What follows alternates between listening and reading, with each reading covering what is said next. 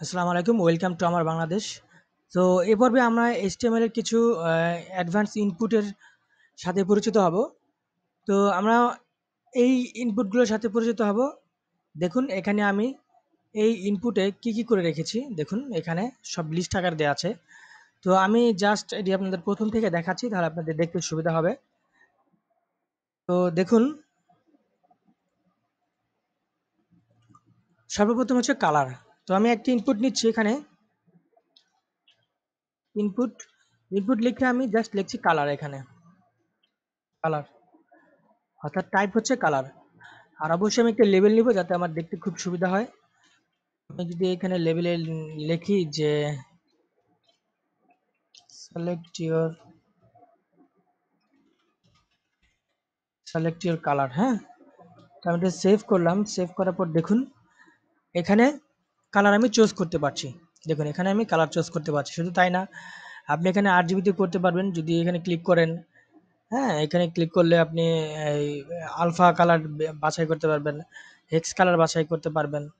তো এইচটিএমএল এ এই 5 এ এই নতুন ধরনের কিছু সংযোজন হয়। তার মধ্যে একটা হচ্ছে কালার। তো তারপর দেখুন আমরা দেখব নাম্বার। নাম্বারটা কি? দেখুন আসলে আমরা দেখি সেম ভাবে আমি একটি এখানে প্রথমে নাম্বার লেভেল তৈরি করব। লিখব এখানে সিলেক্ট ইওর নাম্বার, আর টাইপে জাস্ট লিখব নাম্বার, আর কিছু না। এখানে একটি ব্রেক লাগিয়ে দিই, তাহলে আমাদের দেখতে সুবিধা হবে। দেখুন এই সিলেক্ট ইওর নাম্বার। তো দেখুন এখানে আমি নাম্বার জাস্ট আমি ক্লিক করি তাহলে এই নাম্বার শো করছে। যদি নিচে ক্লিক করি মাইনাস নাম্বার শো করবে। আর নাম্বারে আমি আরো কিছু ইচ্ছে করলে প্রপার্টি অ্যাড করতে পারি, সেটা হচ্ছে মিনিমাম। মিনিমাম ধরুন সাপোজ 0, আর এখানে ম্যাক্সিমাম হচ্ছে সাপোজ 5। হ্যাঁ, এবার আমি যদি সেভ করে রাখি তাহলে দেখুন এটা আমি জিরোর নিচে কিন্তু এটা যাচ্ছে না, আমি যদি নিচে দিই মাইনাসে যাচ্ছে না। আর যদি সর্বোচ্চ যাই 5 পর্যন্ত যেতে পারবো, এরপর আর আমি যেতে পারবো না। ঠিক আছে, তারপর আমরা আরেকটি ইনপুট দেখব, সেটা হচ্ছে রেঞ্জ। হ্যাঁ, range, select your range. Range, তো এই রেঞ্জের সেম জিনিসটাই, জাস্ট আপনি এখানে রেঞ্জ লিখবেন। রেঞ্জ লিখে যদি আপনি সেভে ক্লিক করেন, আচ্ছা আমি ব্রেক দিয়ে নিই তাহলে দেখতে সুবিধা হবে। দেখেন এখানে রেঞ্জ কিন্তু আপনি দিতে পারবেন। দেখুন এখানে 5, 1 2 3 4 5, ম্যাক্সিমাম 5। এখন আমি যদি এখানে 10 দিই তাহলে কিন্তু এখানে সে 10 পর্যন্ত যেতে পারবে। 1 2 3 4 5 6 7 8 9 10। ঠিক আছে, এরকম রেঞ্জ আপনি দিয়ে দিতে পারবেন। আর যদি আপনি ম্যাক্সিমাম মিনিমাম বাদ দেন তাহলে এটা আপনি আনলিমিটেড, এখানে কোনো সংখ্যা বসানোর প্রয়োজন নেই। দেখুন আপনি এখানে দেখছেন কোনো সংখ্যা এখানে প্রয়োজন হচ্ছে না। তো আসুন আরেকটা ইনপুটের সাথে পরিচিত হই, সেটা হচ্ছে ডেট। সেম জিনিস, ডেট, সিলেক্ট ইওর ডেট। টেবিলে আমি নাম দিচ্ছি, ঠিক তেমনি আমার ইনপুটের সেম নামে খালি জাস্ট আমি টাইপটি চেঞ্জ করে দেব ডেট। আচ্ছা, এবার যদি আমি সেভ দেই, দেখুন ব্রেক দিতে হবে। এখানে দেখুন ডেট কিন্তু চলে আসছে, এখানে সিলেক্ট ইওর ডেট, দেখেছেন? আমি এখানে ক্লিক করলে আজকের যে ডেটটা, টুডে, ইচ্ছা করলে টুডে দিতে পারি। আচ্ছা, অন্য ডেট দিতে চাইলে অন্য ডেটও দিতে পারবো। তো এইগুলো মূলত ফর্মে দেখা যায়, অনেক সময় আমাদের ব্যবহৃত হয় ফর্মে, অথবা ফর্মের বাহিরেও অনেক সময় ব্যবহৃত হয়। তারপর আসুন এরপর আমরা দেখি ডেট টাইম লোকাল। ঠিক আছে, আমরা জাস্ট এটি কপি করছি, কপি করে পেস্ট করছি।